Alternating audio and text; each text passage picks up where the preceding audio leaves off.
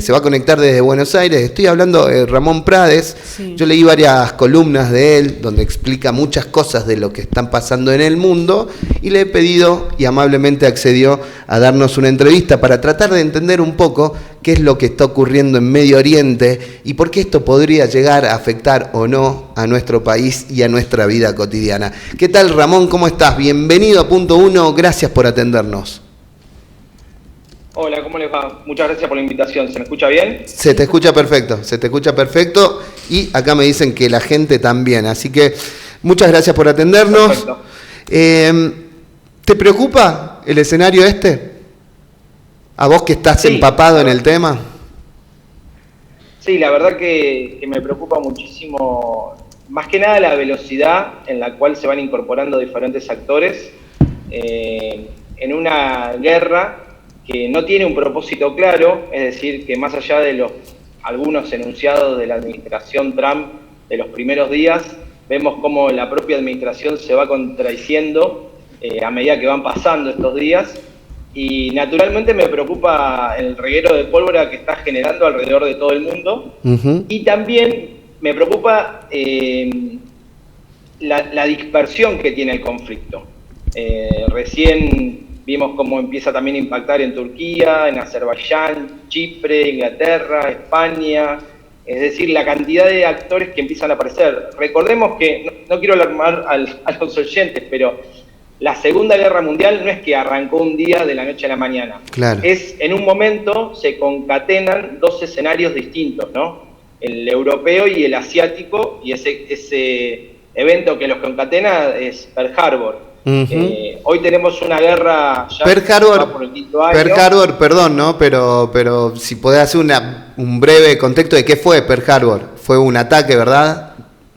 Sí, bueno, Pearl Harbor fue un ataque a la base principal del Pacífico de los Estados Unidos. Bien. Por parte de Japón. Estados Unidos venía presionando justamente para impedirle el acceso al petróleo barato, es decir, para intentar afectar la industria de desarrollo militar y la industria en general japonesa. Y bueno, los japoneses atacan sin previo aviso, naturalmente, un ataque relámpago, y hunden la flota o gran parte de la flota del Pacífico de los Estados Unidos.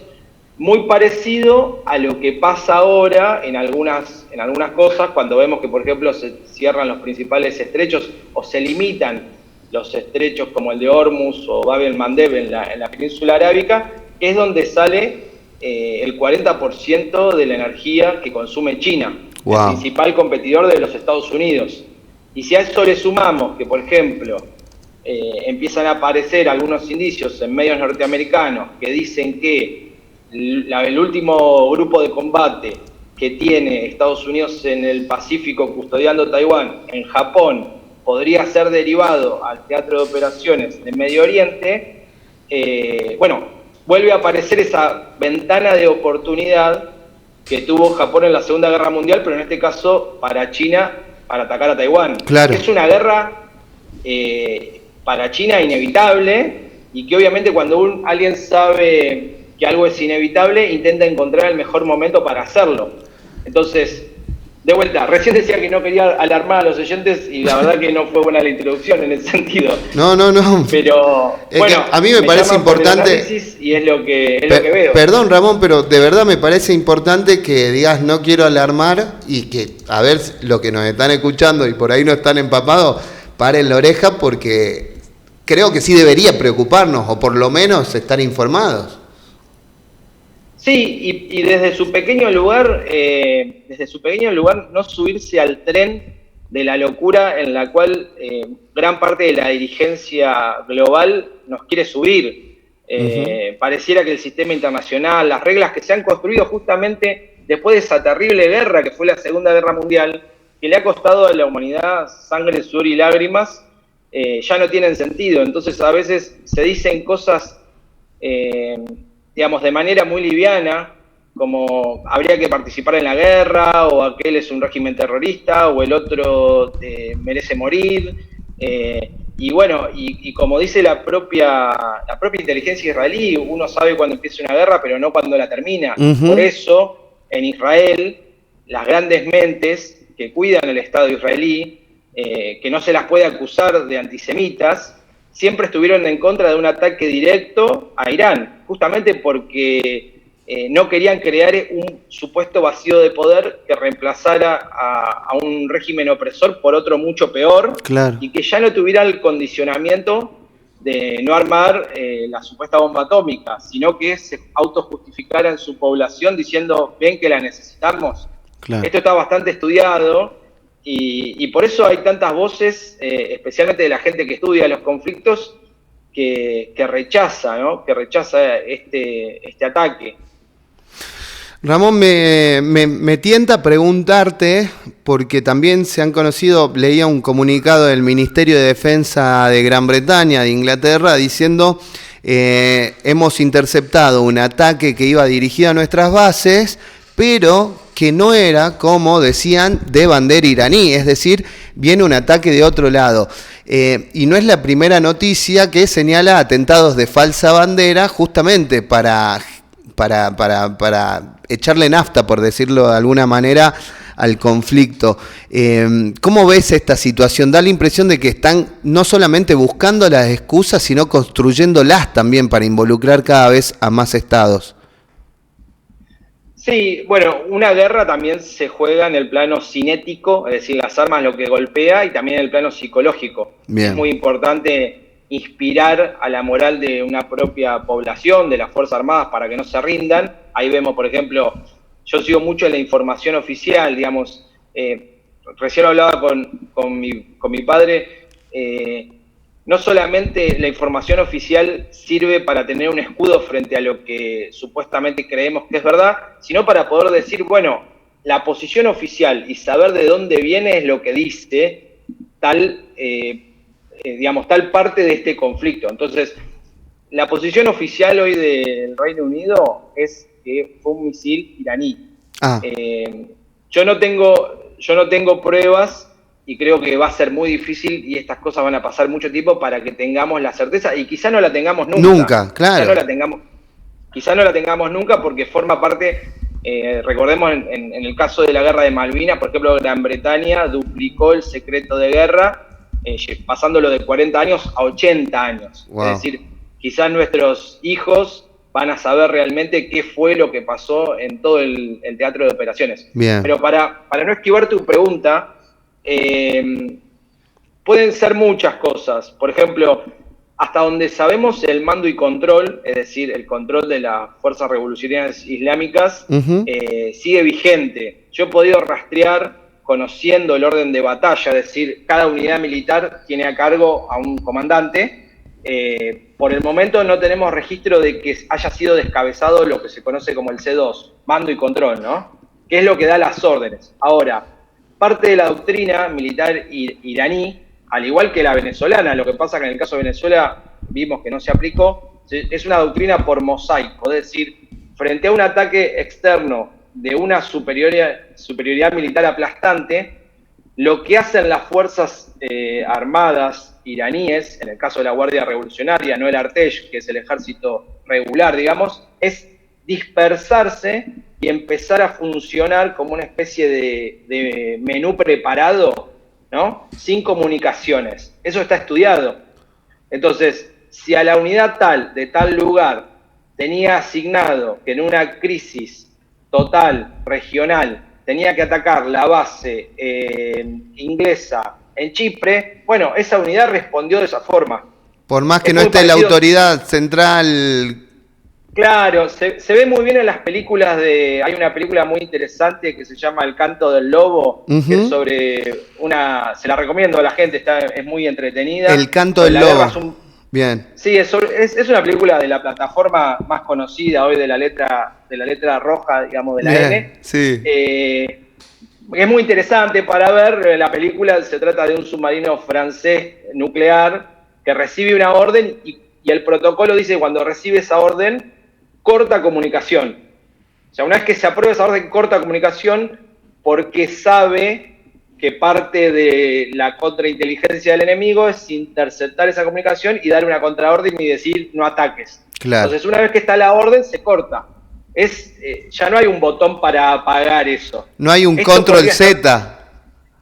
Claro, exactamente. Esto podría estar funcionando de esa forma y podría ser un ataque así. Lo mismo pasó en Turquía, por ejemplo, y hoy vimos un ataque que también me sorprende, en parte, de Irán a la infraestructura petrolera azerí, en Azerbaiyán. Claro. Recién acaba de hablar el presidente de Azerbaiyán, repudiando, hablando de un hecho terrorista. Ahora, después uno va a la información de la prensa iraní y Irán está filtrando que desde ahí salieron los drones, la inteligencia y el radar israelí para matar a Ali Khamenei. Por eso, esto explicado rápido, yo sé que uno se enrieda, es muy difícil. No, pero sos didáctico, sos didáctico, gracias Ramón, así que metele.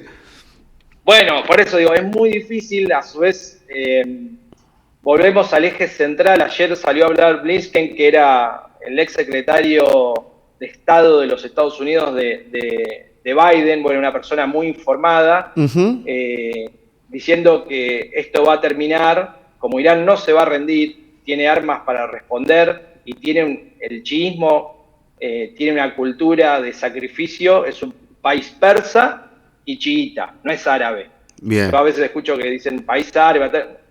Irán no es un país árabe, es un país persa, que tiene 2500 años, es un estado civilizatorio. Acá nos cuesta mucho entender eso porque... Ramón, perdón porque te tengo que hacer esa pregunta, sí. te adelantaste. Irán justamente tiene una historia muy loca, no es la misma historia que otros países de Medio Oriente que se importó acá, sino que es otra cosa, completamente otra cosa. Contá qué es Irán, por favor.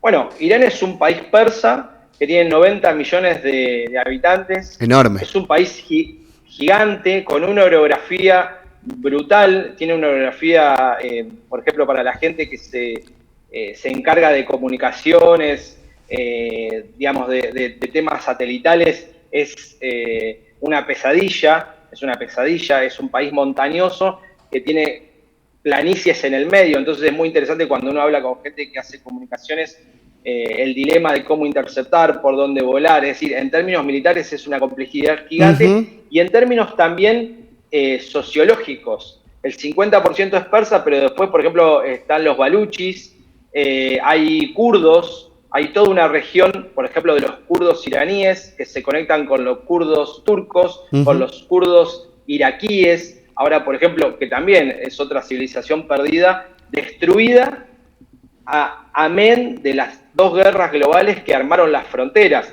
Porque, voy rápido, esto también es algo que no se dice, parece que las cosas arrancaron ayer. Claro. Acá hubo dos guerras con potencias que reescribieron los mapas, pasó en Medio Oriente, pasó en África, pasó en Asia, gente que se sentó en una mesa como si fuera superpoderosa, que lo era en términos militares, y trazó las líneas de cómo iban a ser los estados modernos en función de los intereses económicos que representaban esas potencias. Entonces, por ejemplo, se habla de las monarquías o las repúblicas, etcétera, del Golfo, los países del Golfo.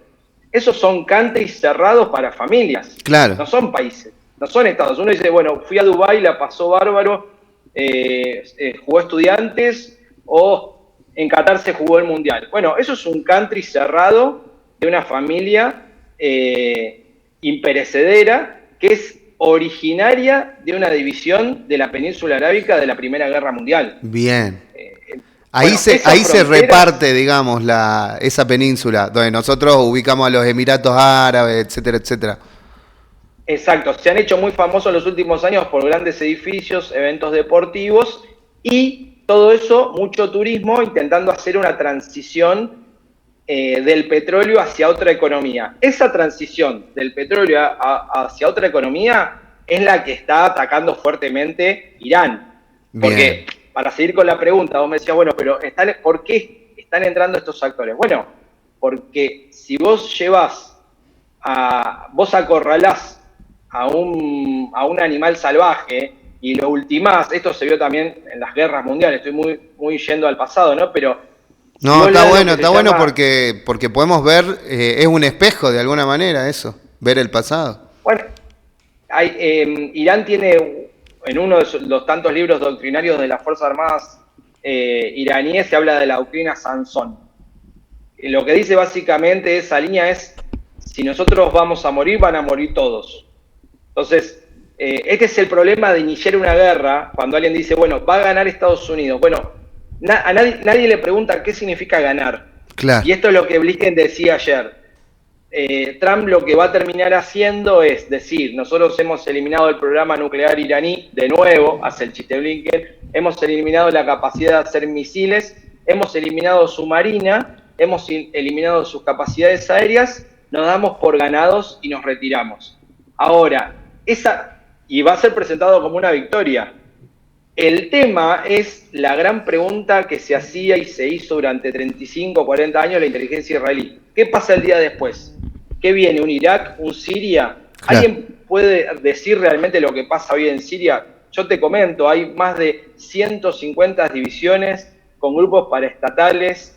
Es una masacre lo que pasa hoy en Siria. De hecho, el presidente de Siria, que estuvo en Estados Unidos, en Naciones Unidas hace poco, siendo entrevistado por el ex jefe de la CIA y el ex jefe de 4 estrellas, no me acuerdo el nombre ahora del general, pero que encabezó la guerra en Irak, era el franquiciado, el director de Al-Qaeda en Irak.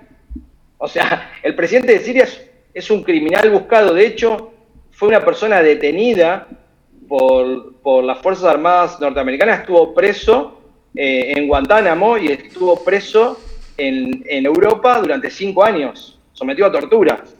Hoy es el presidente de Siria. A esa persona había pedido captura por $50 millones. Entonces, ¿la idea cuál sería? ¿Armar de Irán una nueva Siria? Yo creo que no están midiendo bien, o por ahí sí, y ahí es donde me apoyo en reflexiones de, por ejemplo, el jefe del Servicio Exterior de Arabia Saudita, que dice, sin pelos en la lengua, que esto es una guerra de Netanyahu. El mismo Netanyahu que hace 20 años, porque gobierna Israel con idas y vueltas hace 25 años Netanyahu. Wow. Pedía Estamos hablando del presidente de Israel. Sí. Exactamente. Pedía derribar a Saddam Hussein para hacer de la región un lugar más pacífico. Y vimos lo que pasó.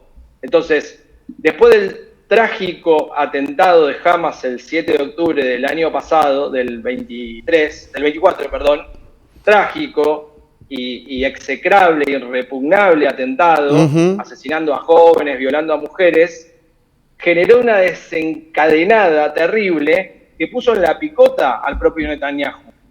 Netanyahu, que eligió, en vez de dar respuestas frente a su propia sociedad, iniciar guerras en el Líbano, dejar en Gaza 75.000 muertos, de las cuales la mitad son niños, hacer ocupaciones ilegales en Cisjordania, violando todos los acuerdos de Naciones Unidas, y ahora avanzando en esta guerra, que no solamente que no tiene una justificación evidente, porque Irán no era una amenaza en términos existenciales para Israel, dicho no por mí, sino por la Organización de Energía Atómica, dicho por la ONU, dicho por los Estados Unidos, y repito esto, dicho por la propia inteligencia militar israelí, que no es antisemita ni antijudía, son las personas que más trabajan por la seguridad del Estado de Israel. Entonces, es muy contradictorio. Hoy, lamentablemente, tampoco aparecen voces como en su momento hubiera sido el Papa Francisco o algunas otras voces pidiendo cordura. Rusia no tiene ni fuelle ni cara para pedir paz, después de haber hecho una invasión ilegítima a Ucrania.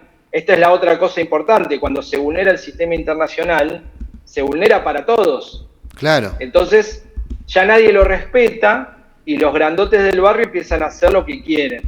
Y bueno, entonces un legislador norteamericano dice, cayó Maduro, cayó Ali Khamenei como si fueran cartas, ahora vamos por Cuba, dicen, ya lo están diciendo.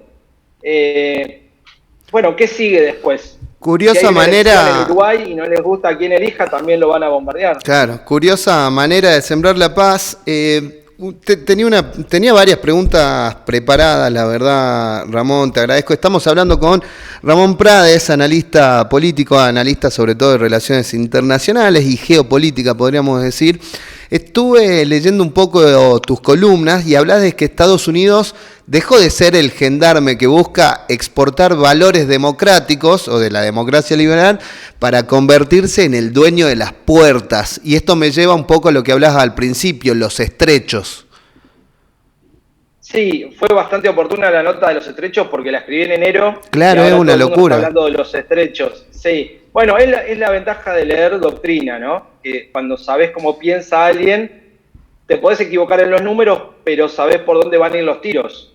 Sí, Estados Unidos abandonó, después de muchos años, una tensión en la academia de las relaciones internacionales sobre si el nuevo presidente Trump iba a ser aislacionista o internacionalista.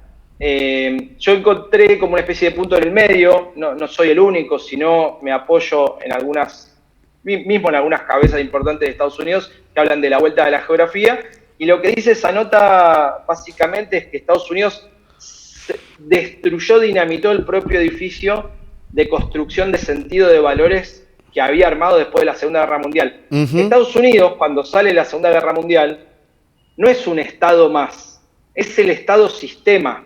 O sea, nosotros hablamos por esta plataforma, intercambiamos dinero, mercancía, pero no solamente eso, sino valores. La cultura. La cultura, es decir, la cosmovisión cambió después de la Segunda Guerra Mundial a partir de esa penetración. La democracia liberal como régimen político aceptable y deseable en todos los países. Exactamente, exactamente. Eso que marcó un grado de principios de entendimiento que se apoyó en décadas y décadas de historia de la diplomacia internacional y también en el pasado reciente de esa guerra para no volver a repetirla, digamos. Uh-huh. Eso fue el eje central de la Carta de Naciones Unidas, es que Naciones Unidas nace y tiene su principio en la búsqueda de la paz para no repetir lo que pasó ayer. O sea, así arranca la Carta de Naciones Unidas. No hagamos la misma macana. Para eso armamos este foro. Bueno, eso que durante 70 años, inclusive en la Guerra Fría, funcionó, Trump vuelve y dice, no, Peter Hicks, que es el secretario de Guerra de Estados Unidos, lo expresa de una forma para mí maravillosa y cruda. Dice, nosotros ya no vamos a pedir permiso ni vamos a tener vergüenza. Entonces, vamos a ir por lo que necesitamos. No nos interese quién gobierne. Por ejemplo, atacaron Venezuela diciendo que había un régimen chavista que apresaba a las mujeres, torturaba a dirigentes políticos, cosa muy cierta, cosa en la que estoy de acuerdo. Claro. Levantaron un presidente en una operación policial, hicieron una operación policial con carácter militar, pero una operación policial, detuvieron a 2 personas y se las llevaron. Claro. Y ahí está el supuesto régimen chavista que contrabandea petróleo, oro y tiene chicos de 6 años en la frontera, en el Esequibo o en Colombia.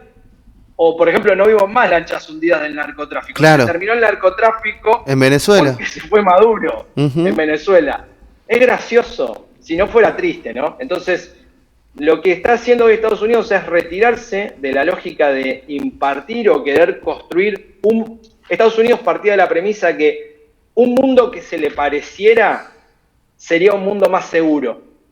Bien. Eso es lo que escribo en la nota. Ahora lo que dice Estados Unidos es, no nos importa que se parezca al mundo, importa que nos den lo que necesitamos y que no se lo den a nuestros adversarios. Entonces, ayer Trump la felicita a Delcy Rodríguez y le dice, el petróleo está fluyendo raudamente. Y Delcy Rodríguez le responde, muchas gracias, presidente Trump, estamos trabajando junto a Estados Unidos. Sí.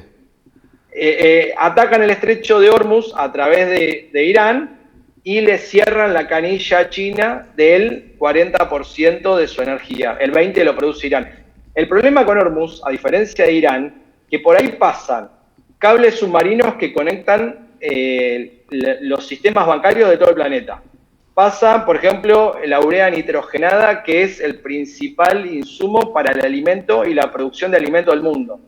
Hay plantas desalinizadoras, en Arabia Saudita, Kuwait y Qatar, que son las más grandes del mundo, que le dan suministro de agua a 200 millones de personas, muy fáciles de ser bombardeadas. Pasa el 35% del comercio global, de todo. Se habla mucho del petróleo. El gas de Qatar pasa por ahí. las primas de riesgo de seguro de los barcos que pasan por ahí se fueron al demonio, y ahora, por ejemplo, están dando la vuelta por el Cabo de Buena Esperanza en Sudáfrica, alentando, por ejemplo, a lo que va a pasar, ya te lo digo, se viene la época dorada de la piratería. En unos meses me vas a llamar y vas a decir, che, secuestraron a tal barco, va a pasar, ya pasó, y bueno, ¿y eso crea un mundo más seguro o más inseguro? ¿Va a aumentar la calidad de vida del planeta o la va a disminuir encareciendo con una inflación general, generando más miseria, hambre? ¿Y qué genera más miseria y hambre? Más terrorismo. Claro. Ya lo vimos, ya pasó cuando fueron a eliminar al terrorista de Saddam Hussein, terminamos todos con atentados, porque los atentados a la humanidad, a los que creemos en un mejor mundo, es para todos. Eso es lo que dijo Pedro Sánchez, que dijo eso. O sea que justo le estoy mandando a la producción que busquen el video de Pedro Sánchez, donde él lo expone con mucha claridad, esto que vos estás diciendo. El 2001 no sirvió para nada, fue para peor. Exactamente, fue para peor. Hoy, sin embargo, hay un interesante debate. Ayer me llamaron de una radio y me decían, bueno, ahora España se va a ir de la OTAN. De ninguna manera, te digo, en este momento, la OTAN tiene 2 bases en España, Rota y Morón. Rota es una base gigante que de hecho se está ampliando. La Argentina en un momento tuvo bastante diálogo con las fuerzas españolas y nos proveían de información. Y en este momento está partiendo una corbeta española al Medio Oriente, con la consigna de una corbeta obviamente artillada, ¿no? Porque cuando uno manda un barco de guerra a una zona en conflicto, no puede mandar a los marineros sin armas, es una obviedad. Con una doctrina de si nos atacan vamos a responder. Y ahora hay todo un debate en España muy interesante sobre si España, a pesar de lo que dijo su presidente, lo que dijo Álvarez, que es el ministro de Relaciones Exteriores, lo que dijo Montero, que es la ministra de Defensa, a pesar de todo mandaron una corbeta. Ahora, esa corbeta se supone que es para ayuda humanitaria y defensa de los intereses españoles. España, por ejemplo, lidera una cosa que se llama las PIDES, bueno, no importa, Operación Atalanta, que lo que hace es controlar la piratería en el Cuerno de Guinea y en Somalia. Sí. Bueno, parte del gobierno español está diciendo eso y parte del gobierno español está diciendo, bueno, si nos atacan o si atacan a un aliado, según el artículo 5 de la OTAN, nosotros tenemos que responder.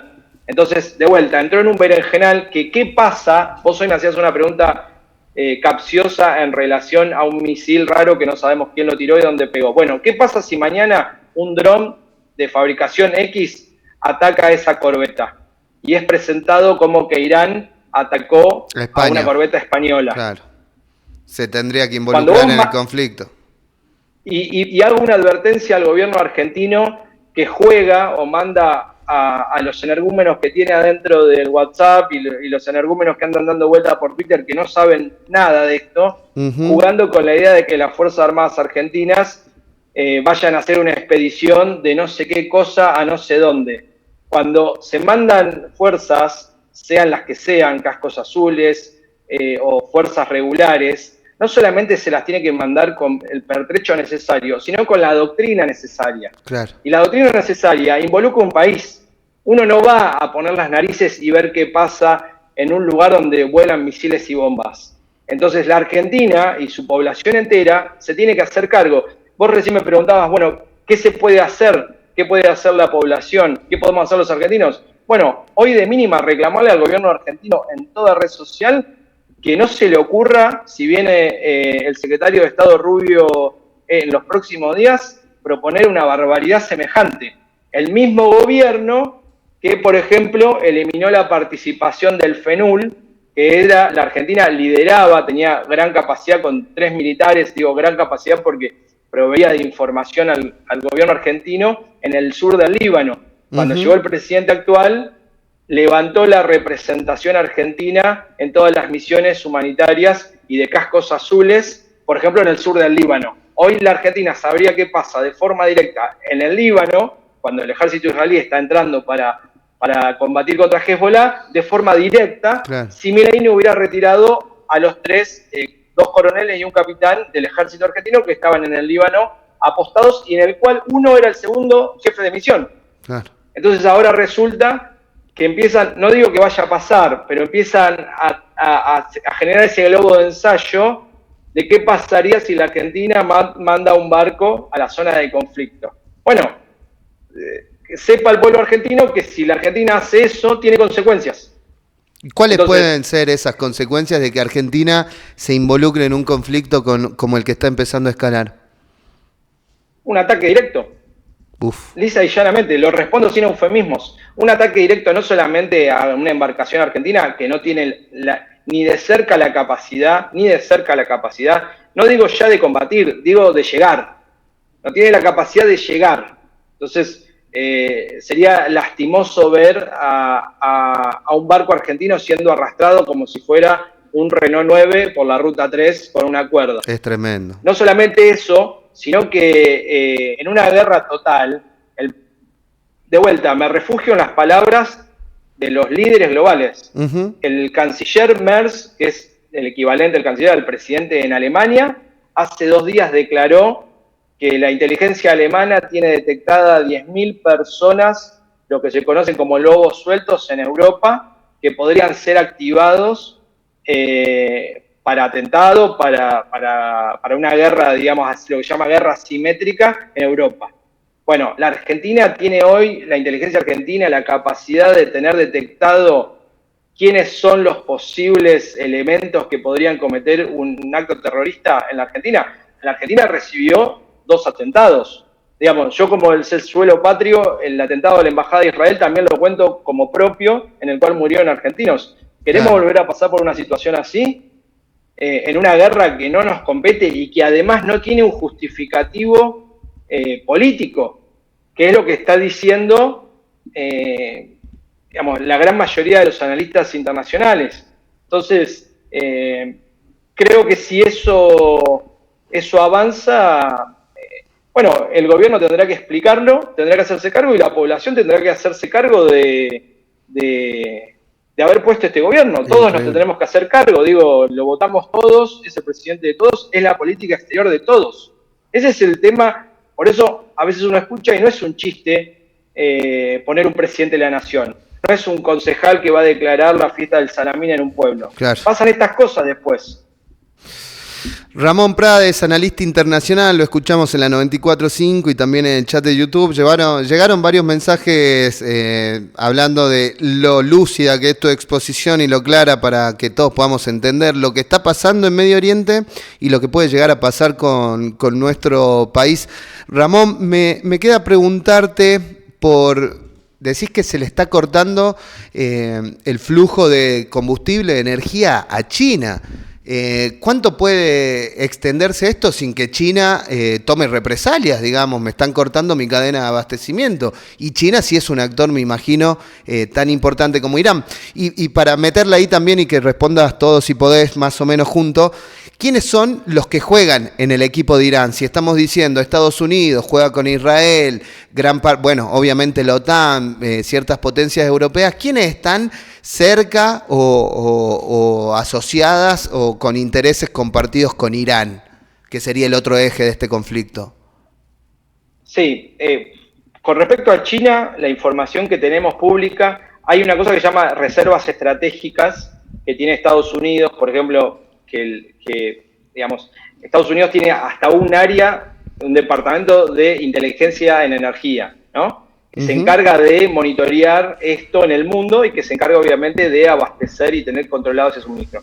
Según esa agencia y según lo que yo pude constatar de parte del gobierno chino, que es muchísimo más cerrado a la hora de la información pública, imagínate que son temas muy sensibles. Hay una cierta coincidencia entre esas informaciones que hablan de 250 días de energía de combustible fósil chino. Es decir, que China se habría copiado preveyendo esto y también entendiendo que siempre vos tenés que tener una reserva estratégica. Ahora bien, eso es un número, digamos, incomprobable, está muy atado a la velocidad de la necesidad del crecimiento de ese mercado, porque uno sabe lo que ahorra, pero no sabe en qué velocidad lo gasta. Bien. China igual tiene algunos ases bajo la manga, por ejemplo, la relación estratégica con Rusia. Esta guerra puntualmente está beneficiando fuertemente a Rusia, Rusia recupera, primero el precio del crudo y segundo la capacidad de poderle vender a otro precio a China y a la India. India, por ejemplo, había aumentado mucho el crecimiento en los últimos 4 años, consiguiendo energía muy barata a través de lo que se llama la flota fantasma rusa. Esto es otra cosa, te tiro otra derivada, hay millones de derivadas. Sí. La flota fantasma rusa, que son en general armadores griegos con banderas de Kiribati, de Palaos, bueno, de las islas más raras que te puedas imaginar, generalmente tienen, se llama la flota rusa porque cargan ahí, lo distribuyen por todos lados del mundo. Está pasando una cosa muy interesante, para los que nos gusta mirar esto, cuando entras a las plataformas abiertas de tráfico marino y haces clic en algunos cargueros o en algunos graneleros, algunos barcos, aparece una descripción que te dice el personal que tiene. Y en muchos casos está apareciendo, no tenemos tripulantes rusos, no tenemos tripulantes chinos. Es decir, intentando evitar que los Estados Unidos e Israel tomen algún tipo de represalia, como pasó, por ejemplo, el otro día con un barco ruso en el Mediterráneo. Bien. Volviendo a esa pregunta inicial, no lo sabemos. Sabemos que China está asistiendo con empresas subsidiarias privadas información satelital a Irán. Irán tiene 6 satélites. Eso es un dato fácil de saber. China tiene 10 veces más. La velocidad geoestacionaria a la cual gira un satélite alrededor de la Tierra le da la posibilidad de tener el posicionamiento de las unidades enemigas más fresco. Es como una especie de F5, ¿viste? Sí. Creo que es el de de actualización. Eso sirve cuando Exacto, eso sirve cuando disparas algo. Vamos a ver si la tensión sigue, si en los próximos días China le permite dar a Irán ese F5 más veces. Eso lo vamos a ver, por ejemplo, en la precisión de los misiles iraníes a dónde vayan. El otro día me preguntaba en una radio si Irán podía atacar, como se decía, al Abraham Lincoln que está en el Golfo. ¿Qué es el Abraham Lincoln? El Abraham Lincoln es un grupo de portaaviones, es un portaavión de Estados Unidos. Estados Unidos tiene 2 portaaviones desplegados, uno en el Golfo y otro en el Mediterráneo, hoy en la zona. Creo que eso... Vamos a ver, China es muy reacia a tener opiniones grandilocuentes.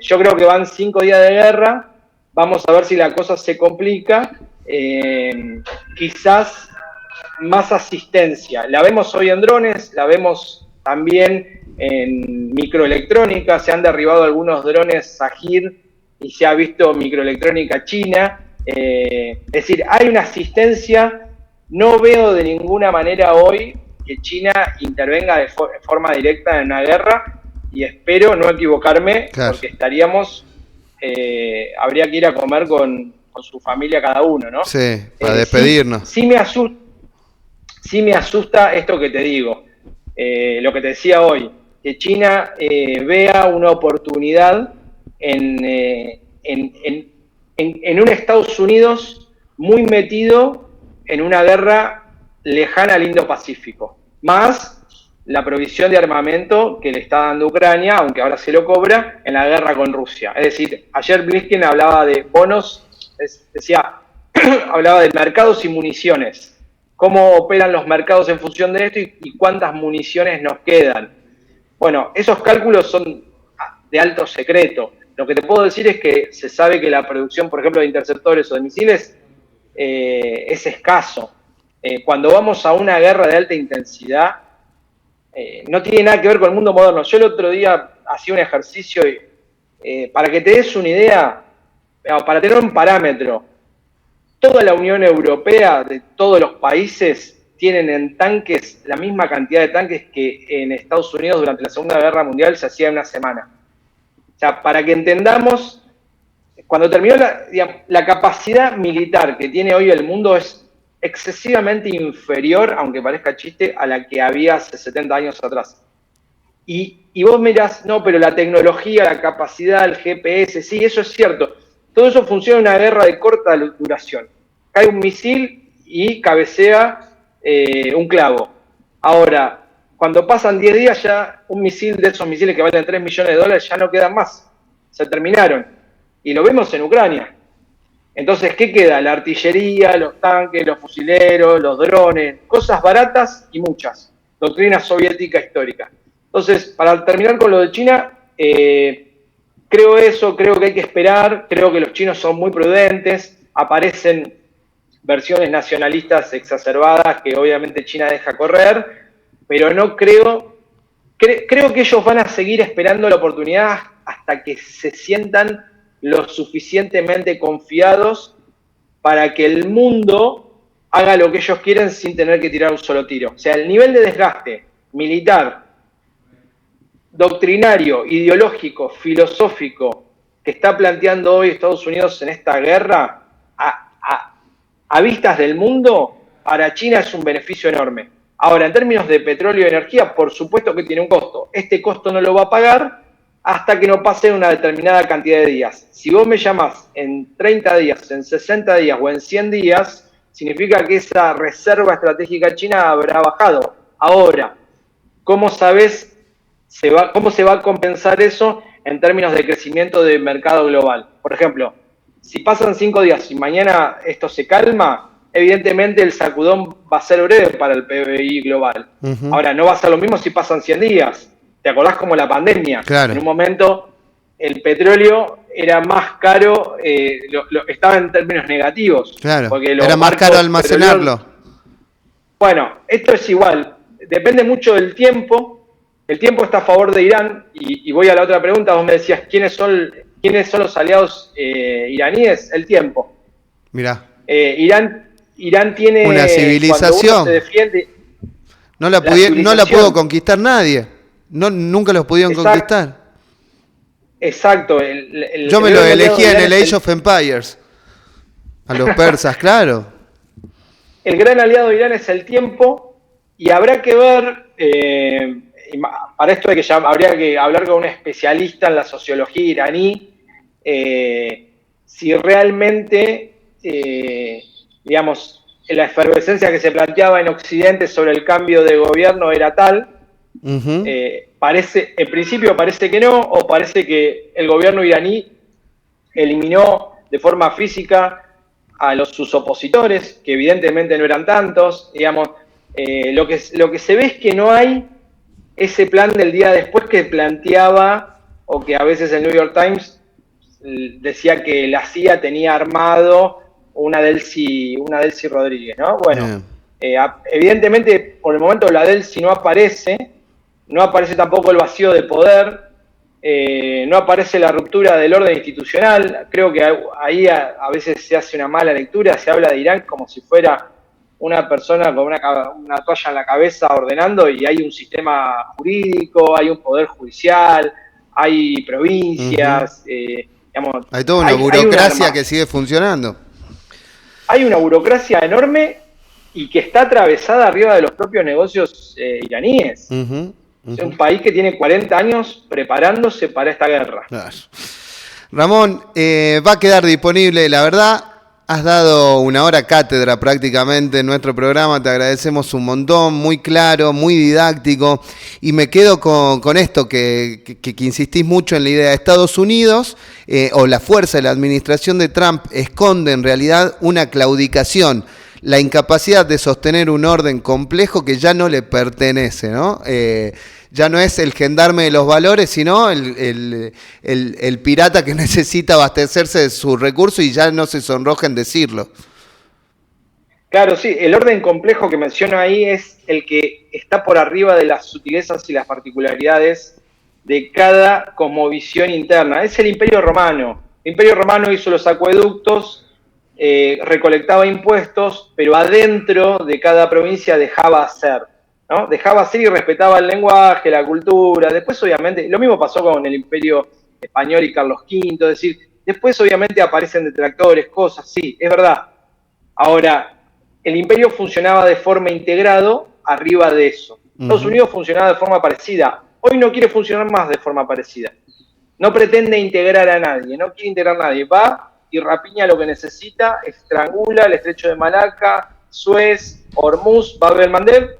Ojo, ojo con el Atlántico Sur Antártico, ojo con los que creen que la ruptura supuesta de una alianza con el Reino Unido nos va a permitir recuperar las Malvinas. Yo hace mucho que vengo sosteniendo que esto termina con una base estadounidense en Tierra del Fuego, que Malvinas va a seguir ahí y vamos a tener otra base del lado de enfrente, que después es muy difícil sacar, así que, bueno, espero que eso no suceda. Ojalá que no, y te vamos a molestar por eso, ya Argentina puntualmente y Patagonia la próxima.